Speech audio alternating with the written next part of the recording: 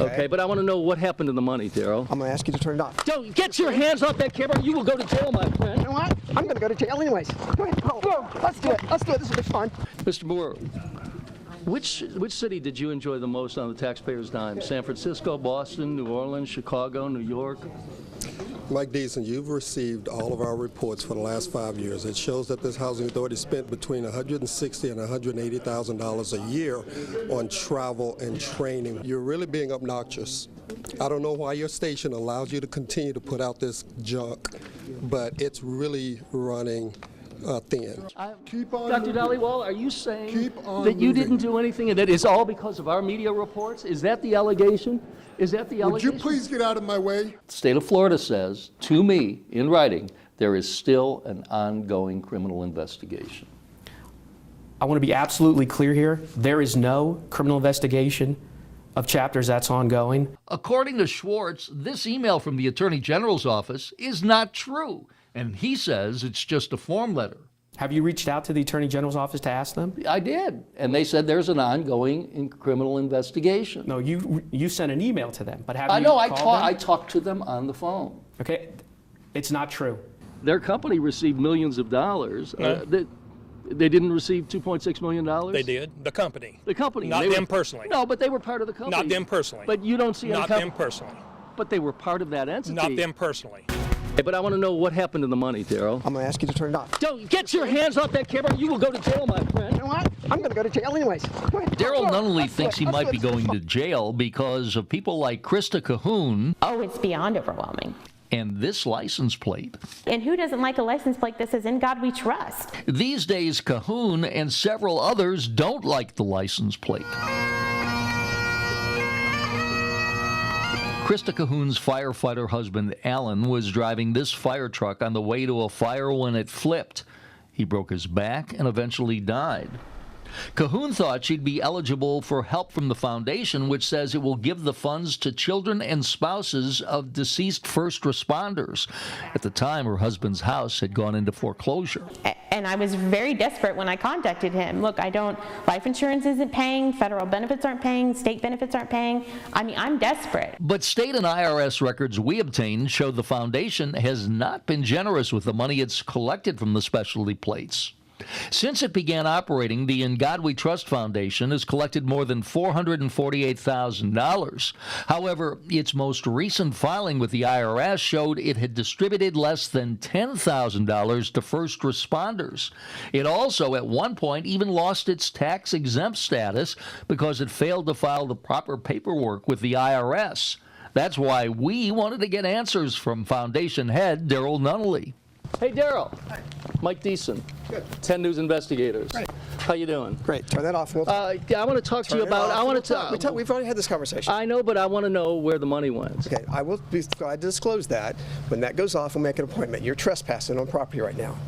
Okay, but I want to know what happened to the money, Daryl. I'm going to ask you to turn it off. Don't get your hands off that camera. You will go to jail, my friend. You know what? I'm going to go to jail anyways. Go ahead. Go. Let's do it. Let's do it. This will be fun. While Nunnally wasn't talking, state and federal records show the organization was in the hole more than $305,000 before the first plate was sold. Nunnally has been reimbursing himself for the money he spent getting the controversial plate approved by the legislature. He also paid the vice president of the organization, who's listed as spending no time at the agency, $16,000 this past year and several thousand in other years.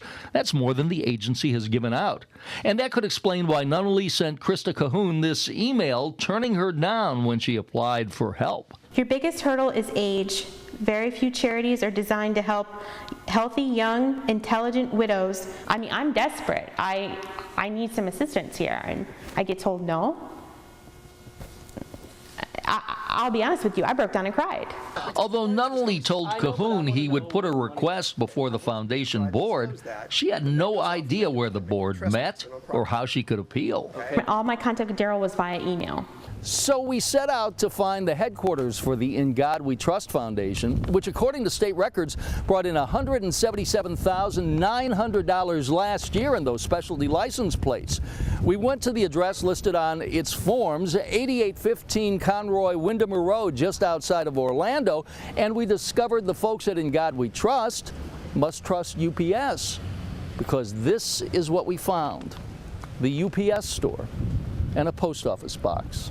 Florida Highway Patrol is currently investigating the Ingawi Trust Foundation. Highway safety spokesperson Courtney Heidelberg says that's all the state can say about the criminal investigation of Nunnally and his wife Michelle, who's also an officer of the organization. Court records show they have a foreclosure pending, and he had a suggestion of bankruptcy for his real estate company, the Nunnally Group. For now, the state has frozen all the funds that are coming in for the license plates, but Krista Cahoon says the Division of Highway Safety and Motor Vehicles has to share some of the blame. I think we need to hold the state of Florida accountable a lot more than what we're doing, because it's the state of Florida's fault that this guy is allowed to operate. But this firefighter's widow saves most of her anger for Nunnally, who paid lobbyists, lawyers, marketers, and contributed to the bill's sponsor, State Senator Gary Siplin, in order to authorize the plates, which were supposed to help people like her, but haven't. How this guy sleeps at night, I don't know. He needs to have a conscience. But all we know for sure is Daryl Nunnally has a license plate with empty promises, a criminal investigation that could send him to jail, and he doesn't like answering questions about the foundation. Welcome to Hardee County. It's about an hour east of Sarasota, and this rural county is worlds away from the life most of us know. Not only is Hardee one of the smallest counties in the state, it's also one of the poorest, with nearly 29% of the people living below the poverty level. So, how long have you been looking for a job? About a year and a half. Tell me. And just nothing out there. There's just nothing here. This woman, we will call Teresa, is so embarrassed about being out of work, she asked us not to show her face. In the time she's been out of work, she's gone to the Hardee County Workforce Office twice a week, hoping to find anyone who will hire a 55-year-old woman. I don't know what the future holds for me, but, you know, I just keep plugging along one day at a time. Does it scare you? Yeah, sure it does. You know, that's a lot of days I feel like I'm one step away from being under the bridge. Teresa might have been able to cash in on a $2.6 million economic development grant that the county was handing out, but it wasn't in the cards for her because some powerful people already had their own plan for the money. I'm not interested in giving an interview. Meet Tampa State Representative Jamie Grant. His company, LifeSync Technologies, pitched a bold plan to county officials. Give the company $2.6 million, and LifeSync would create a cloud-based medical records firm and bring jobs to Hardee County. Grant had powerful allies. Representative Jason Broder from Orlando, Representative Ben Albritton of Hardee County, and his brother, Hardee County Insurance Agency owner Joe Albritton. Your facts are off there, Mike. You need to check your facts. Well, Joe Albritton wasn't involved in Joe Albritton has no equity in my company, has never had any equity in my company. But we did check the facts. And look what we found in the minutes from the Hardee County agency that handed out the money. Joe Albritton, who was on the board that gave Grant the money, abstains from voting on an issue involving Grant's company because he's a part owner. In addition, Joe Albritton abstained at another meeting, and his disclosure form says both he and his brother, Representative Ben Albritton, could receive special gain from LifeSync. The allegation that anybody that was involved in the grant process received equity that was related to a legislator, or that a legislator gave equity to is just completely offensive. But critics of the LifeSync deal suggest what is offensive is that it appears the deck was stacked because the head of the county agency that issued the grant is this man, Jim C. C just happens to be the uncle of the Albritton brothers and shares office space with Joe Albritton. Their company received millions of dollars. They didn't receive $2.6 million? They did. The company. The company. Not them personally. No, but they were part of the company. Not them personally. But you don't see any Not them personally. But they were part of that entity. Not them personally. But it doesn't stop there. Meet Sue Burge, the chair on the board. Burge's son was also hired by the company. You don't think it opens you up to someone saying it creates an appearance of impropriety? I can't help what people's opinions are. I just know that he was qualified for the job. And Jim C., who approved the grant money, says the same thing about his son, who was also hired by the company. or I threw in my 2 cents and said, you need to hire my son or we're not going to give you any money. Is that what you're trying to tell me? I don't, just from appearance. That's your insinuation. Well, the insinuation is that it might That's look your funny, insinuation. but it might look funny that your So when I son tell you and the chairman's truth, son. And when I've told the other people the truth, they don't want to hear the truth. But the truth that the legislators involved in the company in Hardee County don't want anyone to hear about is this scathing report from the Auditor General, which said the $2.6 million should never have been given to the lawmakers' company, LifeSync. It cites several reasons. 1, the company wasn't legally qualified to get the money. 2, the company didn't offer proof it was capable of making it all happen. 3, there wasn't a plan in place to see how LifeSync was using the money. And finally, the Auditor General contends the $2.6 million didn't bring any economic benefit to Hardee County. What about the Auditor General? Was the Auditor General totally off base? Absolutely. Absolutely. And while the Auditor General's office here in Tallahassee is charged with looking into improprieties like it found in Hardee County, Grant contends that the Auditor General and this audit are completely wrong. And everything he and Hardee County did was completely right. It's discouraging, it's disheartening, you know, and it's despicable. And what muddies the picture even more is that the politicians who got the $2.6 million violated their agreement with Hardee County and sold their interest in the grant money and the product they never developed. In return, they got more than 1 million shares of stock from the new company. Meantime, since the Auditor General visited Hardee County, the $2.6 million has created a total of 10 jobs. And 3 have gone to relatives of those involved in handing out the money. The Tampa Housing Authority gets $79 million a year to provide for Tampa's most needy citizens, some who are living in less than desirable public housing. But the authority says it's struggling to do more with less. We're still expected to do the same thing that we've been doing in public housing for the last 10 years with less money. We can't continue to maintain public housing as we see it today based on our funding level. While the THA is singing the blues over funding cuts, the agency still seems to have plenty of money for travel.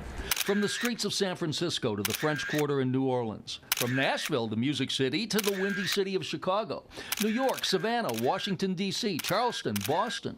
The investigators analyzed the agency records. In the past 3 years, the Tampa Housing Authority has spent more than $500,000 on travel and training and is budgeted to spend $234,000 this year alone. And despite budget cuts, the THA still increased next year's travel budget to $306,000. That's up more than 30%. The investigators also reviewed other agencies within the same 3-year time period. While the Tampa Housing Authority was spending almost $504,000, we discovered it was 64% more on travel and training than the Miami-Dade Housing Authority. Miami-Dade spent $307,000 in the same time period, while operating on a budget almost 5 times larger. Things are changing. Records reveal Tampa Housing CEO Jerome Ryans has spent more than $28,000 in the past 3 years traveling to conferences. And you've spent the past 3 years with more than several hundred. Well, I would like to know from you about the hundreds of thousands of dollars you allowed. We've seen this before. Ryans ran from us earlier this year when we questioned him about his salary. I don't apologize for my salary to anybody, and I'm through with it. We also wanted to ask Ryans why taxpayers picked up the bill for valet parking for him in Orlando, or Best of Boston tours for board members and staff, or why several staffers stayed at expensive hotels, in some cases for up to $400 a night. Dr. Harvey, you're the chairman of the board. The board itself has spent almost $100,000 in taxpayer money going to San Francisco, to Boston, to New Orleans. Is that appropriate when the Housing Authority... I don't have a comment. Thank you. And so the taxpayers don't have a right to know about this? They can come to this office anytime they want to. But the king of travel is the number 2 man in the agency, Leroy Moore. Moore has spent more than $60,000 of public money traveling to conferences in the past 3 years. Mr. Moore, which city did you enjoy the most on the taxpayers' dime? San Francisco, Boston, New Orleans, Chicago, New York? Mike Deeson, you've received all of our reports for the last 5 years. It shows that this housing authority spent between $160,000 and $180,000 a year on travel and training. You're really being obnoxious. I don't know why your station allows you to continue to put out this junk, but it's really running thin. But what is really running thin is the budget at the Tampa Housing Authority, which readily admits because of cuts, it may not be able to provide the same degree of services for its residents, some of whom live in these rundown, unair-conditioned apartments, while at the same time, some board and staff members booked rooms at golf and beach resorts so they could attend conferences on the taxpayer dime. You spent $60,000. Do you want to continue to be obnoxious? Will you answer the question? I've answered your question. But there are more questions to be answered. U.S. Senator Charles Grassley of Iowa says he is shocked by what he calls excessive travel by public housing authorities across the United States. Now the senator is calling for an investigation into the Department of Housing and Urban Development, which provides the majority of funding for the Tampa Housing Authority. And you can bet that the 10 News investigators will stay on top of this and let you know what happens.